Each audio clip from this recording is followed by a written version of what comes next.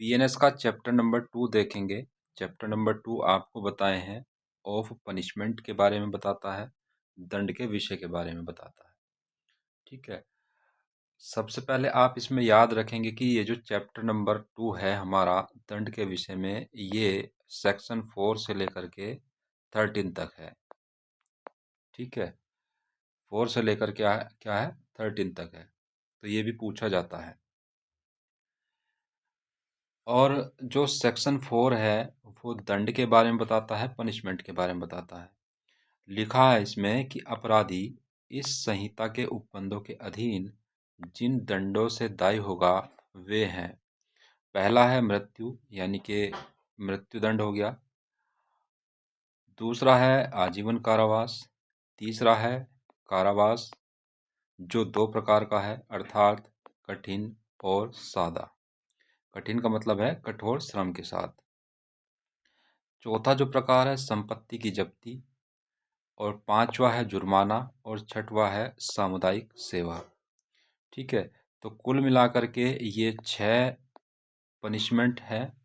और जो हमारी मूल आईपीसी थी उसमें भी शुरुआत में 6 ही पनिशमेंट थे, लेकिन बाद में संशोधन हुआ और एक अपराध को वहाँ से हटा दिया गया था, जिसको काले पानी की सज़ा बोलते हैं, क्योंकि अंग्रेज़ों के ज़माने का वो कानून था, और उस समय पर काले पानी की सज़ा का एक दंड का प्रकार था, जो समय के साथ बाद में निकाल दिया गया था। तो मूल आईपीसी में भी 6 थे, मूल बीएनएस में भी 6 हैं। अगर प्रश्न पूछा जाए कि मूल आईपीसी में कितने पनिशमेंट थे, तो वहाँ पर भी 6 थे। बाद में अमेंडमेंट करके एक हटा दिया गया था, तो वहाँ पर 5 बचे थे। ठीक है, तो वो आईपीसी की बात है। लेकिन यहाँ पर जो है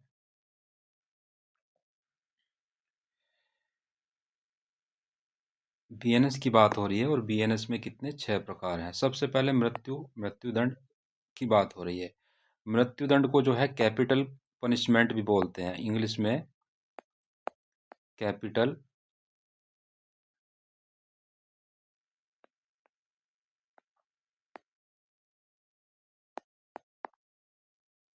पनिशमेंट।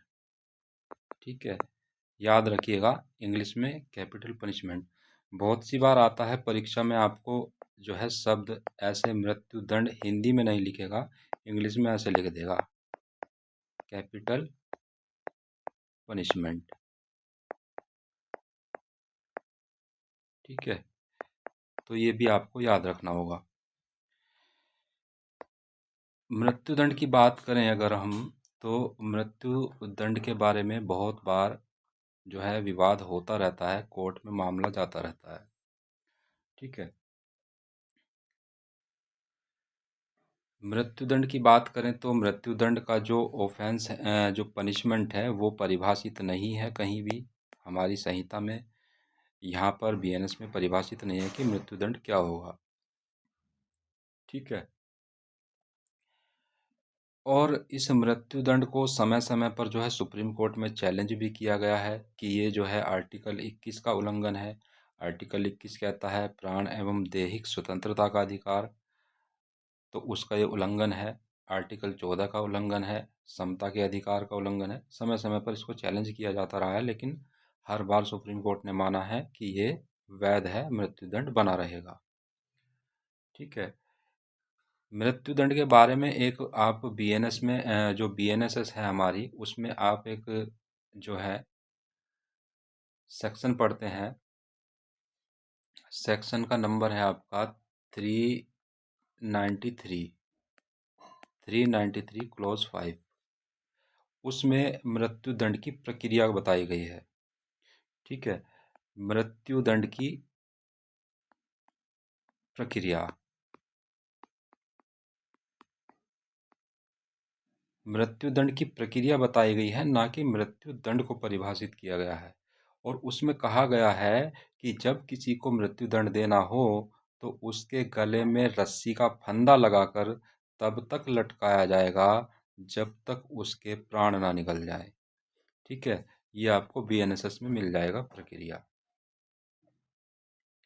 बाकी मृत्युदंड के लिए क्या होता है, वारंट जारी होता है, और सेशन कोर्ट मृत्युदंड देते हैं तो उसको हाई कोर्ट में भेजते हैं पहले परमिशन के लिए।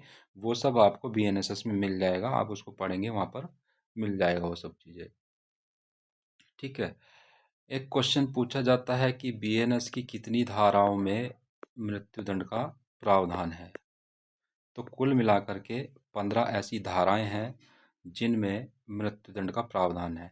तो ये भी आपको याद रखिए, अपना जो है लिख लीजिएगा बैरक में कहीं भी कि कुल 15 ऐसी धाराएं हैं जिसमें मृत्युदंड का प्रावधान है। अब वो कौन कौन सी धाराएं हैं उसको भी आप जो है लिख लेंगे अपने उसमें। तो सबसे पहली धारा आप देखते हैं 65 क्लोज टू, इसके बाद 66 के बाद है आपका 70 क्लोज टू, 70 का 2, 71, 71 के बाद है 103, 103, 104, 107,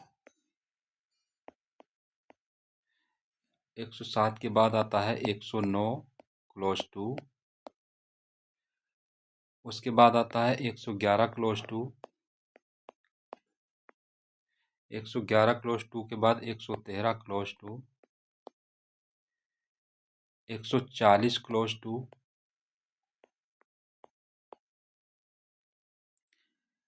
उसके बाद आता है 147, 147, 160,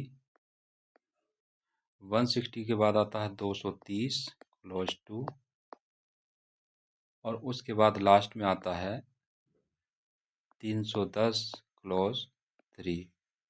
तो कुल मिलाकर के ये 15 ऐसे सेक्शन हैं जिसमें मृत्युदंड का प्रावधान है। ठीक है। तो ये आपको याद रहना चाहिए।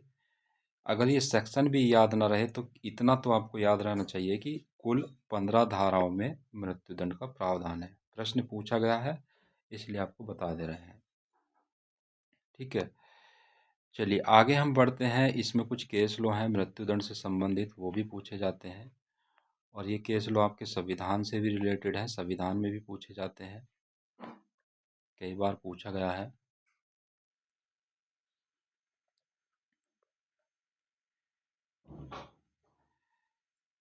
तो देखिए सबसे पहले केस लॉ की अगर हम बात करें तो एक केस आता है जगमोहन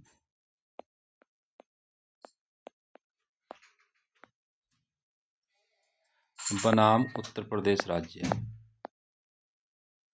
ठीक है। इस केस में सुप्रीम कोर्ट ने कहा कि मृत्युदंड जो है वो संवैधानिक है। केस का नाम है जगमोहन बनाम उत्तर प्रदेश राज्य, और इस केस में क्या कहा कि भारत में मृत्युदंड देना संवैधानिक है, ये असंवैधानिक नहीं है।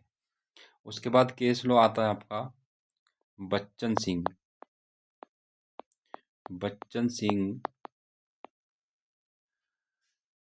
बनाम पंजाब राज्य। ठीक है। बच्चन सिंह बनाम पंजाब राज्य। आगे आता है केस आपका किशोरी सिंह बनाम दिल्ली राज्य। और तीसरा केस आता है माछी सिंह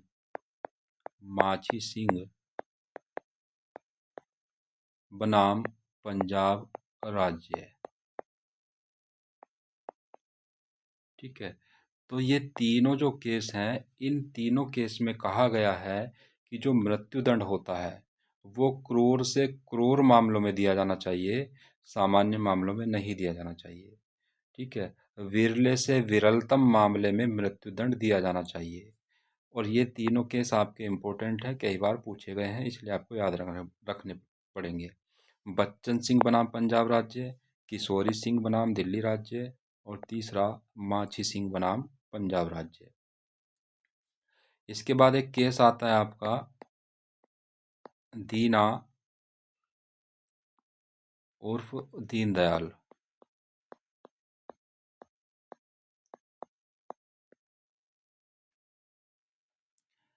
तो अगले केस की हम बात कर रहे थे, जिसको मैंने बताया था अभी, दीना उर्फ दीनदयाल बनाम भारत संघ। ठीक है। अब इस केस में क्या है, इस केस में भी जो है मृत्युदंड को चैलेंज किया गया, और मृत्युदंड को न केवल चैलेंज किया गया, बल्कि जो मृत्युदंड देने की प्रक्रिया है कि गले में रस्सी का फंदा लगा करके उसको तब तक लटकाया जाएगा जब तक उसके प्राण ना निकल जाए।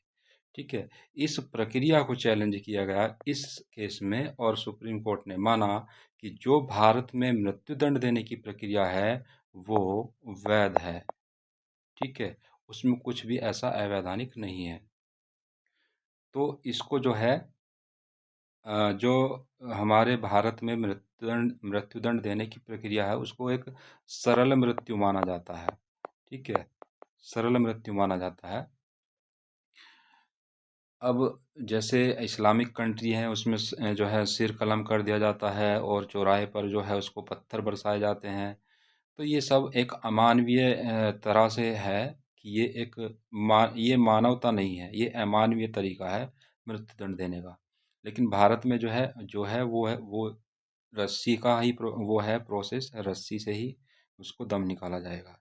और देखिए उसमें ये लिखा हुआ है कि उसको तब तक लटकाया जाएगा जब तक उसके प्राण ना निकल जाए। अगर उसमें ये शब्द लिख दें कि रस्सी में फंदा लगाकर उसको लटका दिया जाएगा, केवल इतना लिख दिया जाए, तो इसका मतलब ये होगा कि मान लीजिए कोई व्यक्ति है और अपना वो लटका दिया उसको, और वो सांस रोक करके कुछ समय तक जो है लटका रहा, 1 घंटा 2 घंटा, बहुत से लोगों की कैपेसिटी हो जाती है बहुत सी बार, और उसको फिर उतार लिया जाएगा। या फिर कोई इस तरह का तर्क दे दे कि हमने तो लटका दिया था, अब ये नहीं मरा तो हम क्या करें इसमें। ठीक है। तो यहाँ पर क्या है, उसको पहले ही क्लियर कर दिया कि उसको तब तक लटकाया जाएगा जब तक उसके प्राण ना निकल जाए। आप पढ़ लीजिएगा, बीएनएसएस में मिल जाएगा। ठीक है। अब यहाँ पर ये भी है, बहुत सी बार कुछ लोग जो है बेकार के सवाल पूछते हैं कि अगर मान लीजिए रस्सी टूट जाए और वो गिर जाए, हाँ, तो ये एक फालतू के सवाल होते हैं। क्योंकि जब कोई डेथ पनिशमेंट दी जाती है तो वहाँ पर पूरा उसका एक पहले से तैयारी की जाती है। पहले से तैयारी की जाती है कि जो जिसको मृत्युदंड दिया जाना है उसका वजन कितना है, और जिस रस्सी से उसको लटकाया जाना है क्या वो रस्सी सक्षम है ऐसा वजन उठाने के लिए, तो वो भी देखा जाता है। ठीक है। तो पूरी प्रक्रिया, और फिर अगर इस बात को हम मान भी लें किसी की बात को कि अगर मान लीजिए रस्सी टूट गई तो फिर क्या होगा, तो भी जो है उसको फिर से दोबारा से लटकाया जाएगा, क्योंकि कानून कहता है कि उसको तब तक लटकाया जाएगा जब तक उसका प्राण ना निकल जाए। ठीक है। तो ये आपको ध्यान रखना है, सामान्य सी बात है, हालांकि परीक्षा में इस तरह के प्रश्न नहीं आते हैं, लेकिन ये सामान्य सी बात है। अगर रस्सी टूट जाती है तो फिर उसको दोबारा से लटकाया जाएगा, क्योंकि कानून ने कहा है उसको तब तक लटकाया जाए जब तक उसके प्राण न निकल जाए। ठीक है। आगे अगर हम देखें, एक केस की और बात है, उस केस का नाम है अटॉर्नी जनरल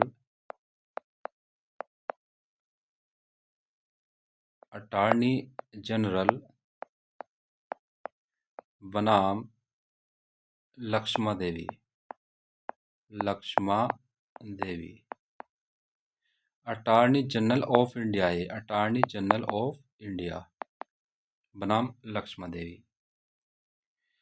और इस केस में जो है अ, एक बात आई थी निकल करके कि जो मृत्युदंड है वो सार्वजनिक स्थान पर दिया जाना चाहिए, ताकि लोगों के मन में खौफ बैठे कि मृत्युदंड कैसे होती है और कितनी दर्दनाक हो सकती है। लेकिन जो है सुप्रीम कोर्ट ने मना कर दिया कि जो मृत्युदंड है वो सार्वजनिक स्थान पर या जनता के सामने नहीं दिया जा सकता है। तो इस केस को भी आप इसमें याद रखेंगे। बाकी एक एविडेंस का केस आता है। एविडेंस का केस आता है जिसका नाम है धनंजय बनाम धनंजय चटर्जी है पूरा नाम, धनंजय चटर्जी बनाम पश्चिम बंगाल राज्य, पश्चिम बंगाल राज्य। इस केस में कहा गया कि जो सरकमटांसेस एविडेंसेस होते हैं, परिस्थिति जन्य साक्ष्य होते हैं, तो परिस्थिति जन्य साक्ष्य के आधार पर भी मृत्युदंड दिया जा सकता है। ठीक है, तो इस केस को आप एविडेंस में भी याद रखते हैं और यहाँ भी रखते हैं। परिस्थिति जन्य साक्ष्य के आधार पर, सरकमटांसेस एविडेंसेस के ग्राउंड पर मृत्युदंड दिया जा सकता है।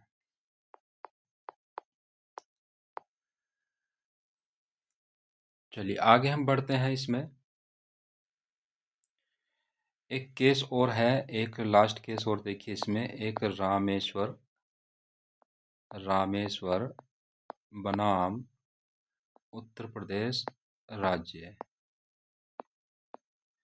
ये भी मृत्युदंड से संबंधित है और इस केस में एक जस्टिस थे आपके कृष्ण अय्यर, न्यायाधीश थे कृष्ण अय्यर।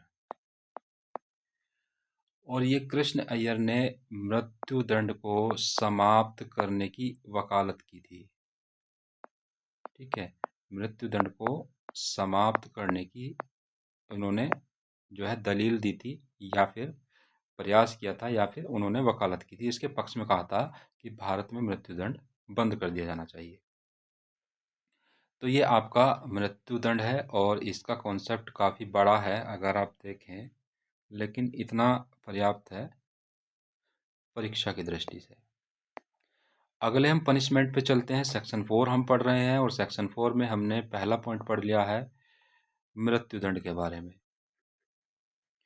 अगला जो है इसमें पनिशमेंट है वो इम्प्रिजमेंट ऑफ लाइफ है। ठीक है, क्या है? आजीवन कारावास। आजीवन कारावास के बारे में जो लोग मानते हैं, कुछ लोग जिनको नॉलेज नहीं होती है, वो कोई इनको 14 साल मान लेता है, कोई इसको 20 साल मान लेता है। ठीक है, लेकिन इसको आप ध्यान रखिएगा, ये क्वेश्चन पूछा भी गया है कि आजीवन कारावास का मतलब कितने वर्ष का होता है। तो आजीवन कारावास का मतलब लाइफ टाइम होता है, लाइफ टाइम। ठीक है, अर्थात पूरा जीवन, पूरा जीवन। पूरे जीवन से मतलब है कि जब तक अपराधी की मृत्यु जेल में ना हो जाए तब तक। हालांकि ये प्रक्रिया में क्या है, उसको छोड़ दिया जाता है ऐसे अपराधी को जब बहुत ही वृद्ध हो जाता है वो, और उसके शरीर में जान नहीं रहती है, बिल्कुल बूढ़ा हो गया है और 1-2 साल का उसका जीवन बचा है संभवतः, तो बहुत से मामलों में ऐसे छोड़ दिया जाता है। हर मामले में नहीं, हर मतलब बहुत से मामलों में छोड़ दिया जाता है कि अब वो इतना, उसका शरीर इतना ढल चुका है कि वो अब अपराध करने की उसकी क्षमता नहीं रही है, तो तब उसको छोड़ दिया जाता है बहुत सी बार। ठीक है, वो प्रक्रिया का एक ही हिस्सा है, जेल मैनुअल का वो एक हिस्सा है। और जेल मैनुअल जो होता है वो राज्य सूची का विषय है, राज्य सूची का विषय है। जो आप पैरोल देखते हैं, पैरोल या फरलो देखते हैं, जैसे आप देख रहे हैं जो राम रहीम है हरियाणा में, जो रैपिस्ट के आरोप, रैपिस्ट के अपराध में क्या कर रहे हैं, सज़ा काट रहे हैं और उनको बार बार पैरोल मिल जा रही है। तो वो क्या है, वो हरियाणा सरकार के जेल मैनुअल है, क्योंकि जेल मैनुअल जो है वो राज्य सूची का विषय है। तो हरियाणा की सरकार ने जो है ऐसी व्यवस्था बना रखी है जेल के बारे में, तो वो एक अलग विषय है। ठीक है, तो हम यहाँ पर आजीवन कारावास की बात कर रहे हैं और आजीवन कारावास का मतलब क्या होता है, लाइफ टाइम से होता है। ठीक है, और ये बात जो है सुप्रीम कोर्ट ने कई बार इसको दोहराया है अलग अलग केस के माध्यम से, जिसमें एक केस इम्पोर्टेंट है आपका मध्य प्रदेश बनाम रतन सिंह का केस है। ठीक है, अब्दुल आज़ाद, अब्दुल आज़ाद बनाम राज्य का केस है। तो इस तरह के केस में सुप्रीम कोर्ट ने दोहराया है। इसके अलावा भी और केस हैं, आते रहते हैं समय समय पर। तो उनमें सुप्रीम कोर्ट ने कई बार कहा है कि जो आजीवन कारावास होगा उसका मतलब पूरे जीवन से होगा, ना कि एक पर्टिकुलर समय से। ठीक है, आगे चलते हैं हम तीसरे प्रकार की तरफ, जो है ये कारावास की बात करता है। कारावास में एक छोटी सी बात है, कारावास जो है वो दो प्रकार का होगा, यानी कि कठिन कारावास होगा या फिर सादा कारावास होगा। और जो कठिन कारावास होता है वो कठोर श्रम के साथ कराया जाता है, मतलब उससे काम कराया जाता है जेल में।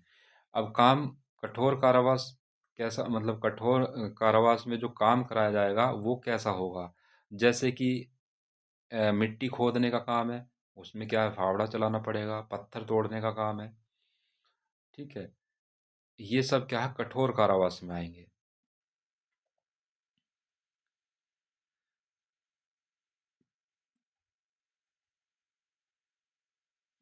चक्की पीसना, पत्थर तोड़ना, इत्यादि चीजें। और जो सादा कारावास है उसमें, सादे कारावास में कोई भी काम नहीं कराया जाता, कोई काम नहीं कराया जाता। ठीक है, कोई काम का मतलब ये नहीं है कि बिल्कुल जो है उससे, बिल्कुल भी उससे हाथ नहीं हिलवाया जाएगा। ठीक है, सादे कारावास का मतलब ये है कि उसको हल्का फुल्का काम दे सकते हैं, कि भाई आप जो है यहाँ पर झाड़ू लगा लो, या आप यहाँ पर जो है पोछा लगा लो, इत्यादि। बस ये साफ सफाई का, कि पानी भर दो, ये कर दो, छोटा मोटा काम। तो यहाँ पर सादे कारावास का मतलब यही होगा। हालांकि इसको जो है हम जानते हैं कि सादा कारावास का मतलब क्या है, एक, इसमें कोई भी काम नहीं कराया जाता कैदी से। तो तीसरा प्रकार आपका ये कारावास का है। कारावास दो प्रकार का होता है। और एक आप देखते हैं, आगे चल के पढ़ेंगे, एकांत कारावास। ठीक है, एकांत कारावास, तो वो आपका कठिन जो कारावास है वो इसी का एक गंभीर रूप होता है। उसको हम आगे चलेंगे तो समझेंगे, अगले सेक्शन में आएगा वो आगे। चलिए आगे बढ़ते हैं, हम संपत्ति की जब्ती की बात करते हैं। अगला जो ये है संपत्ति की जब्ती।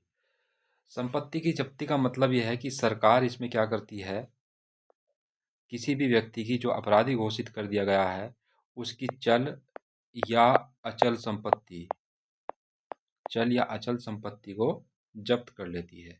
जैसे घर है, गाड़ी है, ठीक है, जमीन है, मकान है, कुछ भी है, तो संपत्ति को जब्त कर लेती है। सरकार अपने अंडर में ले लेती है, कि उसका ना तो वो विक्रय कर सकता है, ना उसको भाड़े पे दे सकता है, कुछ नहीं कर सकता। तो ये संपत्ति की जब्ती हो गई है।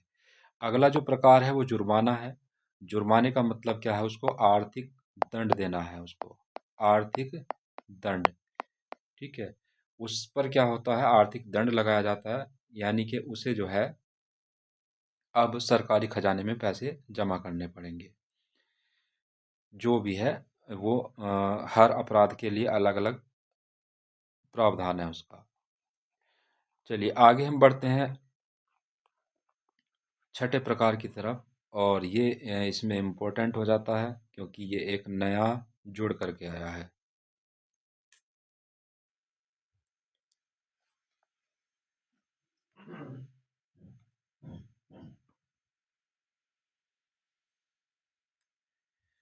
सामुदायिक सेवा। सामुदायिक सेवा का मतलब कम्युनिटी सर्विस। अब देखिए, सबसे पहले इसमें यह आप जानिए कि जो सामुदायिक सेवा है ये परिभाषित नहीं है। ठीक है, परिभाषित नहीं है। कहाँ पर? बीएनएस में परिभाषित नहीं है। बीएनएस में परिभाषित नहीं है। कहाँ पर परिभाषित है? ये आपको बीएनएसएस में परिभाषा मिलेगी इसकी। बीएनएसएस में कहाँ पर मिलेगी? सेक्शन 23 का स्पष्टीकरण देखिएगा। ठीक है, सेक्शन 23 का स्पष्टीकरण देखेंगे तो उसमें सामुदायिक सेवा शब्द को स्पष्ट किया गया है, यानी कि सामुदायिक सेवा को परिभाषित किया गया है। बीएनएस में परिभाषित नहीं है। अब क्या है इसमें, क्या होता है, यहाँ पर सबसे पहले आप देखिए, जानिए कि जो समुदाय है, समुदाय क्या होता है। तो समुदाय का मतलब यहाँ पर किसी जाति से नहीं है, किसी धर्म से नहीं है। बहुत सी जो है, बहुत सी हम सामान्य बोलचाल में देखते हैं कि जो है अम, मुस्लिम समुदाय या हिंदू समुदाय, इस तरह की बातें, तो वो धर्म को डिनोट करता है। तो यहाँ पर जो समुदाय का मतलब है वो किसी जाति या किसी धर्म से नहीं है। सबसे पहली बात आप ये जानिएगा, ठीक है। यहाँ पर जो समुदाय का मतलब है वो पूरे समाज से है। उसमें समाज में किसी भी जाति के, किसी भी धर्म के लोग आ सकते हैं, ठीक है। या आप इसको जो है आम जनता भी कह सकते हैं, आम जनता। तो समुदाय यहाँ पर किसी जाति से नहीं है, किसी धर्म से नहीं है। यहाँ पर जो समुदाय का मतलब है वो आम जनता से है, पूरे समाज से है, ठीक है।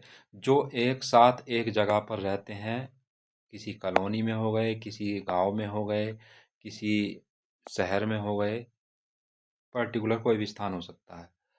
तो ये समुदाय के बारे में है। अब ये जो सज़ा है ये क्या कहती है, सबसे पहले आप जानिए कि ये कहाँ पर है। सेक्शन 4 के एफ पॉइंट में है, ये आपको ध्यान रखना है। इसकी परिभाषा कहाँ है, सेक्शन 23 के स्पष्टीकरण में है, बीएनएसएस में। बीएनएसएस में सेक्शन 3 के स्पष्टीकरण में है, ये आपको ध्यान रखना है। अब ये क्या है, देखिए सज़ा यहाँ पर क्या होता है,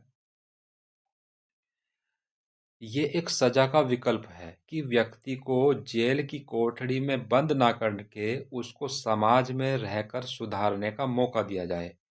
उसको जेल में नहीं डाला जाता है।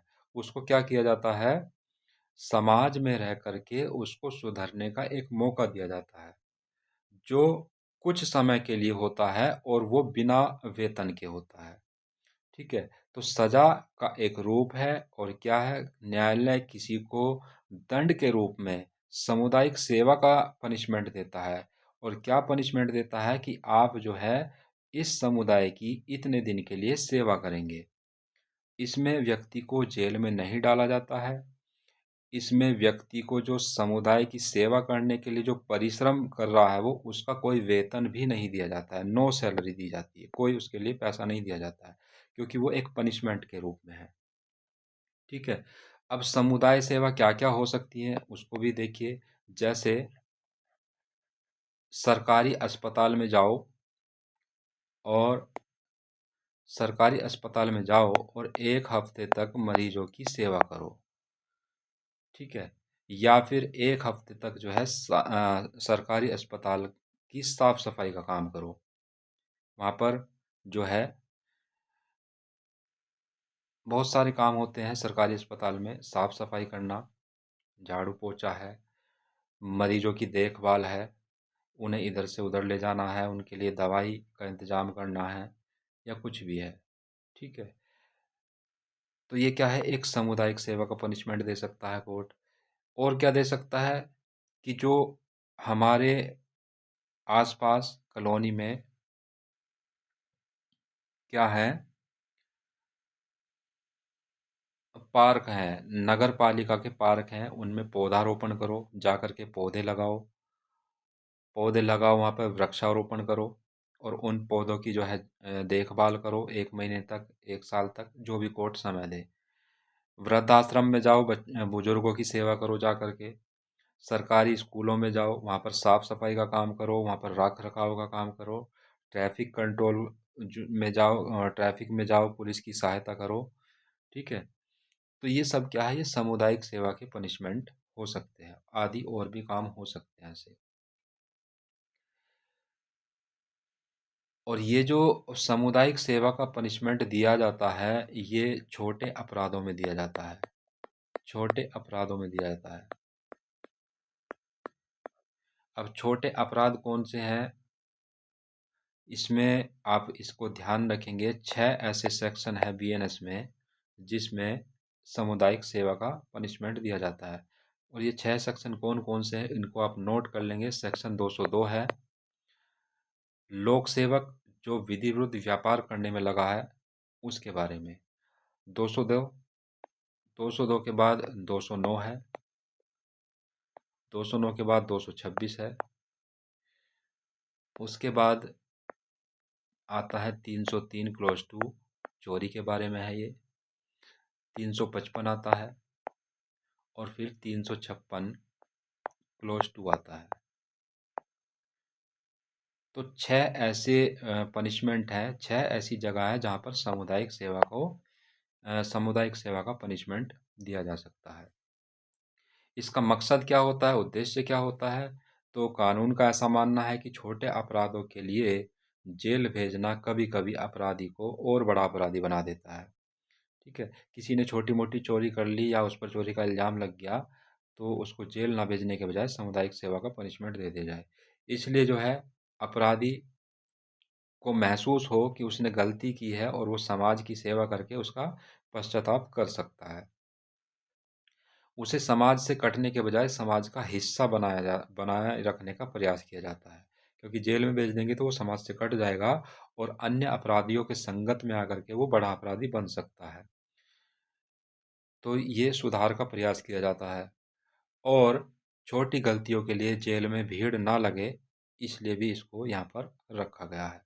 तो ये आपके पनिशमेंट के प्रकार हैं, 6 प्रकार हैं, इनको याद रखिएगा। आगे हम बढ़ते हैं सेक्शन 5 की तरफ। सेक्शन 5 देखिए क्या कहता है। समुचित सरकार। समुचित सरकार आपको बताए थे, केंद्र सरकार भी है और राज्य सरकार भी है। तो समुचित सरकार अपराधी की सम्मति के बिना इस संहिता के अधीन किसी दंड का भारतीय नागरिक सुरक्षा संहिता 2023 की धारा 474 के अनुसार किसी दंड में लघुकरण कर सकेगी। लघुकरण कर सकेगी। तो देखिए क्या है, सेक्शन 5 जो है ये क्या कह रहा है, इसमें एक स्पष्टीकरण भी है, उसको भी हम देखेंगे। लघुकरण का मतलब होता है सजा को कम करना या सजा को बदलना। जैसे फांसी की सजा को आजीवन कारावास में बदल देना, कठोर कारावास को सादे कारावास में बदल देना, ठीक है, या सादे कारावास को केवल जुर्माने में बदल देना। तो ये क्या है, सजा को कम करना, लघु करना। अब यहाँ पर कौन कर सकेगा, तो समुचित सरकार कर सकेगी। यहाँ पर यही क्वेश्चन पूछा जाता है कि सजा को कौन कम कर सकता है, यानी कि सजा का लघुकरण कौन कर सकता है। तो यहाँ पर समुचित सरकार बताया गया। समुचित सरकार में केंद्र सरकार भी आती है, आप जो है डेफिनेशन क्लोज में पढ़ेंगे वहाँ मिल जाएगा, और उसमें राज्य सरकार भी आती है और उसमें या शब्द लिखा हुआ है, तो वो अलग अलग सिचुएशन है। तो समुचित सरकार अपराधी की सम्मति के बिना, इस पॉइंट को भी याद रखिएगा, अपराधी की सम्मति के बिना मतलब यहाँ पर अपराधी की सम्मति लेना जरूरी नहीं है, उसकी अनुमति लेना जरूरी नहीं है। और इस पॉइंट को भी याद रखिएगा कि किस सेक्शन के अनुसार, तो धारा 474 बीएनएसएस, बीएनएसएस की धारा 474 के अनुसार समुचित सरकार अपराधी की सम्मति के बिना दंड को लघुकरण कर सकेगी। तो इतनी बात आपको इसमें याद रखनी है।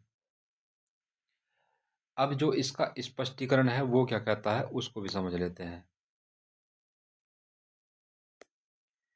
स्पष्टीकरण कह रहा है कि इस धारा के प्रयोजन के लिए समुचित सरकार पद से उन मामलों में केंद्र सरकार अभिप्रेत है जिनमें दंडादेश मृत्यु का दंडादेश है या ऐसे विषय से संबंधित किसी विधि के विरुद्ध अपराध के लिए है जिस पर संघ की कार्यपालिका शक्ति का विस्तार है। तो यहाँ पर जो समुचित सरकार है, और समुचित सरकार में जो है आपका सेंट्रल गवर्नमेंट भी होती है और स्टेट गवर्नमेंट भी होती है। तो ये पहला जो स्पष्टीकरण का पहला वाला पॉइंट है, जो का पॉइंट है, वो केंद्र सरकार को कह रहा है कि केंद्र सरकार कब मानी जाएगी, तो जब पनिशमेंट मृत्युदंड का हो, जब मृत्युदंड दिया गया हो या फिर ऐसी विधि से संबंधित हो जिस पर संघ की कार्यपालिका शक्ति का विस्तार है। तो जो सेंट्रल गवर्नमेंट के एक्ट हैं, मतलब जब आप कॉन्स्टिट्यूशन पढ़ते हैं, संविधान पढ़ते हैं, और उसमें आप पढ़ते हैं सूची, समवर्ती जो सूची होती है, सूचियाँ दी गई हैं। ठीक है। अब उसमें केंद्र सूची होती है, राज्य सूची होती है, और एक समवर्ती सूची होती है।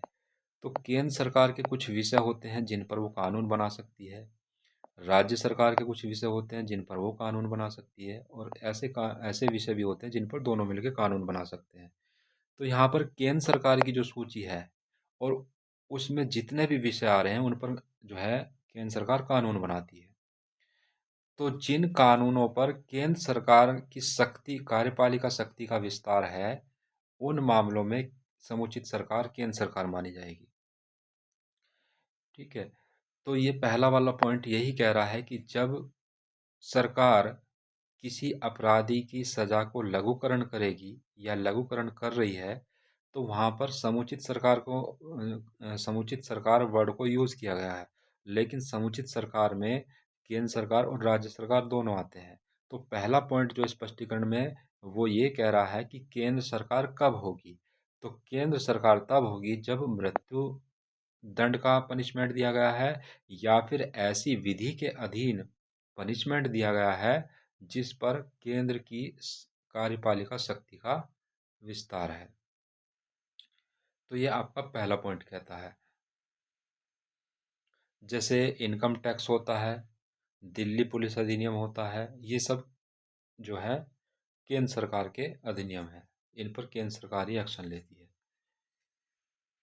और दूसरा स्पष्टीकरण जो कहता है, वो कहता है उन मामलों में उस राज्य की सरकार अभिप्रेत है जिसके भीतर अपराधी दंडाधिष्ट हुआ है। जहाँ दंडादेश चाहे मृत्यु का हो या नहीं, ऐसे विषय से संबंधित किसी विधि के विरुद्ध अपराध के लिए है जिस पर राज्य की कार्यपालिका शक्ति का विस्तार है। तो केंद्र सरकार के बारे में आपने समझ लिया। ऐसे ही राज्य सरकार का है। राज्य सरकार के जो कानून बने हुए हैं, उन कानून के तहत किसी को दंडित किया जाता है। ठीक है। उन कानून के तहत किसी को दंडित किया जाता है, तब क्या होगा।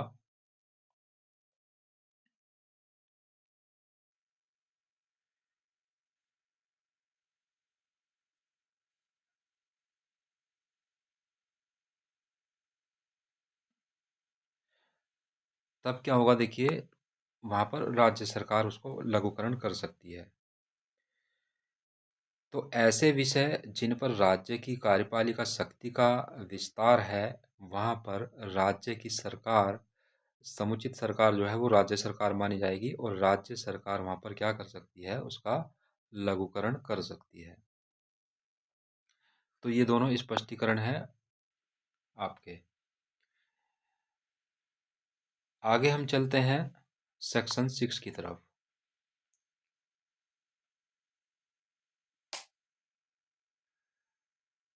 सेक्शन 6 जो है आपका इम्पोर्टेंट है, क्वेश्चन पूछा जाता है इसमें प्रीलिम्स में। इसको समझते हैं।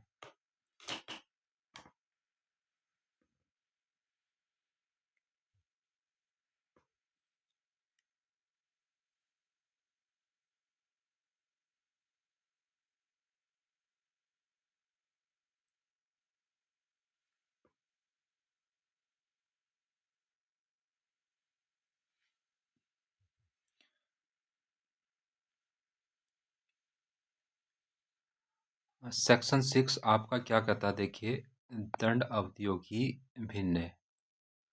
सेक्शन 6 क्या कहा गया है इसमें, दंड अवधियों की भिन्नों की गणना करने में अन्यथा उपबंधित के सिवाय आजीवन कारावास को 20 वर्ष के कारावास के समतुल्य गिना जाएगा। ठीक है। तो ये 20 वर्ष का कॉन्सेप्ट पूछा जाता है परीक्षा में, इसको याद रखिएगा। अभी आपको बताए थे कि जो आजीवन कारावास होता है वो लाइफ टाइम का कारावास होता है, और यहाँ पर जो है 20 वर्ष के समतुल्य मान रहा है। किस कंडीशन में मान रहा है, देखिए, बहुत सी बार ऐसा होता है कि जब कानून में ऐसा होता है बहुत सी बार कि पूरी सज़ा ना दे करके सज़ा के एक हिस्से को जो है देने का प्रावधान होता है। जैसे 1/2 सज़ा का 1/2 या फिर सज़ा का 1/4 इस तरह से प्रावधान होता है। ठीक है, तो इन्हीं को क्या कहते हैं, भिन्न कहते हैं इनको। अब ये जो 20 साल का जो कॉन्सेप्ट है वो क्या है, वो आजीवन कारावास को गणना करने के लिए बनाया गया है। क्योंकि आजीवन कारावास जो है उसकी कोई सीमा तो है नहीं कि कितने वर्ष का आजीवन कारावास होता है। लेकिन जब कभी आजीवन कारावास को गणना करने की आवश्यकता पड़ेगी तो वहां पर उसको 20 वर्ष मान करके गणना की जाएगी। ठीक है, इसको देखिए एक उदाहरण से आपको बताते हैं। उदाहरण देखिए इसमें क्या है। मान लीजिए एक अपराध है, एक अपराध है बलात्संग का अपराध मान लीजिए। ठीक है, बलात्संग का अपराध है। अब बलात्संग के अपराध में जो है क्या है, आजीवन कारावास का प्रावधान है। आजीवन कारावास का प्रावधान है। ठीक है, अब बलात्संग करने के लिए आजीवन कारावास का प्रावधान है। लेकिन अगर कोई बलात्संग का प्रयास करता है, ठीक है, बलात्संग नहीं किया लेकिन उसने बलात्संग का प्रयास किया है, तो वहां पर बलात्संग के प्रयास का पनिशमेंट नहीं है, किसी भी सेक्शन में नहीं है। बीएनएस में किसी भी सेक्शन में बलात्संग के प्रयास का पनिशमेंट नहीं है। बलात्संग करता है तो वहां पर पनिशमेंट है, वो जो है 20 वर्ष भी हो सकता है, आजीवन कारावास भी हो सकता है। लेकिन अगर वो प्रयास कर रहा है तो उसका पनिशमेंट का प्रावधान नहीं है। तो ऐसी स्थिति में जो है क्या किया जाएगा, उसके लिए एक सेक्शन बना है 62। आगे आप पढ़ेंगे, सेक्शन 62 बना है। तो ऐसे अपराध जिनमें प्रयास करने का प्रावधान, जिसमें प्रयास किया जाता है और दंड का प्रावधान नहीं है, वहाँ पर 62 अप्लाई होता है। और जब 62 अप्लाई होता है तो वहाँ पर सज़ा आधी हो जाती है। ठीक है, अब मान लीजिए किसी ने जो है बलात्संग का प्रयास किया, किसी ने क्या किया, बलात्संग का प्रयास किया और उसको आजीवन कारावास दे दिया।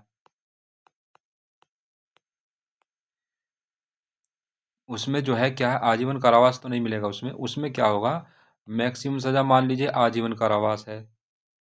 अब आजीवन कारावास क्योंकि उसने जो है पूरा ऑफेंस तो नहीं किया, उसने तो केवल प्रयास किया। अब प्रयास के लिए सज़ा का प्रावधान है नहीं, तो वहाँ पर क्या होगा, उसको 20 वर्ष माना जाएगा फिर, कि जो आजीवन कारावास है वो 20 वर्ष है। अब 20 वर्ष को ही सेक्शन 62 अप्लाई करते हुए उसको आधा कर दिया जाएगा, यानी कि वहाँ पर उसको 10 वर्ष माना जाएगा। ठीक है, तो यहाँ पर कहने का मतलब यह है कि किसी अपराध के लिए जो अधिकतम सजा अगर आजीवन कारावास है और वो व्यक्ति उस अपराध को करने की कोशिश करता है, अपराध पूरा नहीं हुआ, उसकी कोशिश कर रहा है और नाकाम हो जाता है, तो वहाँ पर कानून क्या कहता है, कानून ऐसी कोशिश करने वाले को मुख्य सजा, जो उसकी अधिकतम सजा मान लीजिए आजीवन कारावास है, उसका 1/2 उसको सजा देगा, जो कि सेक्शन 62 के तहत आती है। तो वहाँ पर क्या हो जाएगा, उसको आजीवन कारावास को फिर 20 वर्ष माना जाएगा। ठीक है, आजीवन कारावास को 20 वर्ष काउंट करके तब उसका आधा होगा, क्योंकि अगर ये सेक्शन नहीं होगा तो आजीवन कारावास को कितना मानेगा, जिस आजीवन कारावास का आधा कितना किया जाए, ये डिफाइन नहीं हो पाएगा, इसलिए इसको यहाँ पर रखा गया है। ठीक है, अब इसको एक उदाहरण से और बताते हैं, अगर आपको नहीं समझ में आया है इस तरह से, एक छोटा सा और उदाहरण देख लीजिए। मान लीजिए किसी ने जो है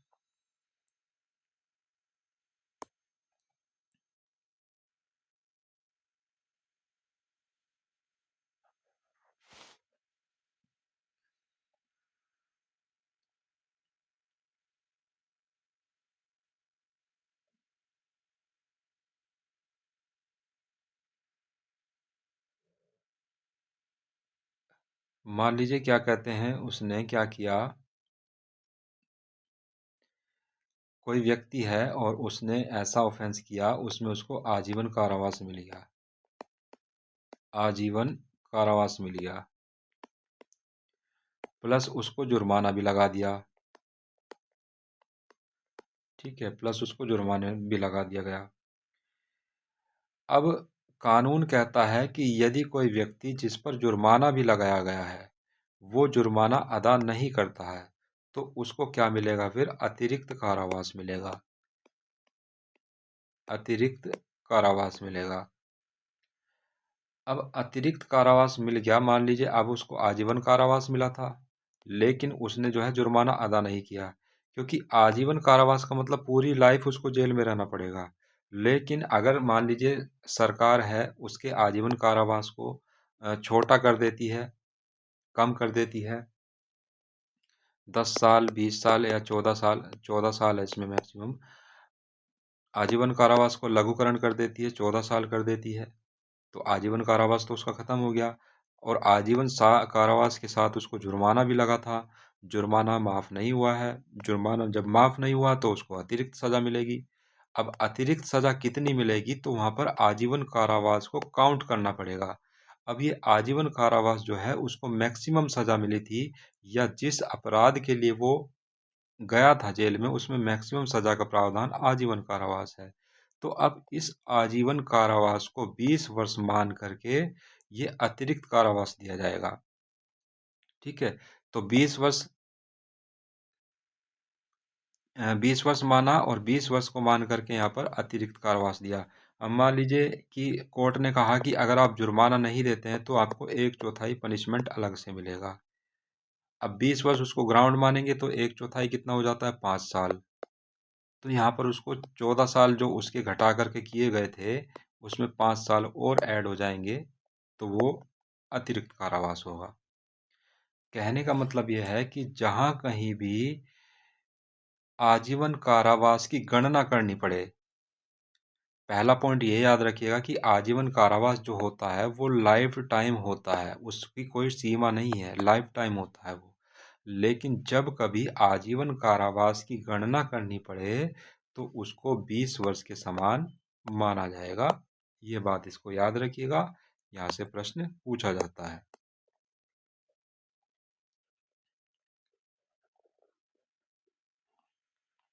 ठीक है, तो यह है आपका सेक्शन 6।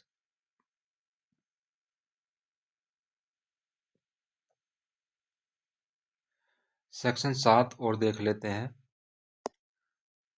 उसके बाद हम नेक्स्ट क्लास में देखेंगे।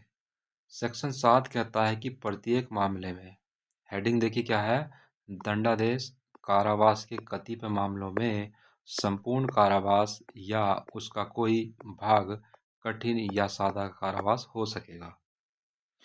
लिखा है कि प्रत्येक मामले में जिसमें कोई अपराधी दोनों में से किसी भांति के कारावास से दंडनीय है, वह न्यायालय जो ऐसे अपराधी को दंडादेश देगा सक्षम होगा कि दंडादेश में यह निर्दिष्ट करे कि ऐसा संपूर्ण कारावास कठिन होगा, या यह कि संपूर्ण कारावास सादा होगा, या यह कि कारावास का कुछ भाग कठिन होगा या शेष होगा। ठीक है, तो यहाँ पर जो ये कहना चाह रहा है वो ये कहना चाह रहा है कि जब किसी अपराधी को सजा दी जा रही है, सजा दी जा रही है, तो वहां पर न्यायाधीश का विवेक होगा। न्यायाधीश जो है अपने विवेक से काम करेगा कि उसको जो सजा दी जानी है वो किस प्रकार से दी जानी है। अब मान लीजिए उसको जो है 2 साल की सजा दी है, तो यहाँ पर जो न्यायाधीश है वो 2 साल को, पूरी 2 साल को कठोर कारावास दे सकता है कि 2 के 2 साल जो है आप कठोर कारावास में रहेंगे, या फिर वो दे सकता है कि आप 2 के 2 साल सादा कारावास में रहेंगे। और तीसरा इसमें यह है कि वो कह सकता है कि आप जो है 1 साल कठोर कारावास में रहेंगे और 1 साल जो है सादे कारावास में रहेंगे। ठीक है, तो ये तीनों प्रकार वो कुछ कुछ भी प्रकार वो अपना सकता है। उसको निर्दिष्ट इसमें लिखा है, देखिए निर्दिष्ट करे, वह उसको निर्दिष्ट करे, उसको निर्दिष्ट करना पड़ेगा, लिखना पड़ेगा कि जब भी कोई अपराधी है उसको दंड दिया जाना है किसी भी भांति के कारावास से, तो उसको जो है निर्दिष्ट करे कि संपूर्ण कारावास कठिन होगा या संपूर्ण कारावास जो है वो सादा होगा, या ऐसे कारावास का कुछ भाग कठिन होगा या कुछ भाग जो है, शेष भाग जो है वो सादा होगा। उसको ये लिखना पड़ेगा। ठीक है, तो ये आपका सेक्शन 7 है और इतना आप इसको ध्यान रखिएगा। सेक्शन 7 तक ही हम रखते हैं। अगला जो है हम सेक्शन 8 से कल चर्चा करेंगे।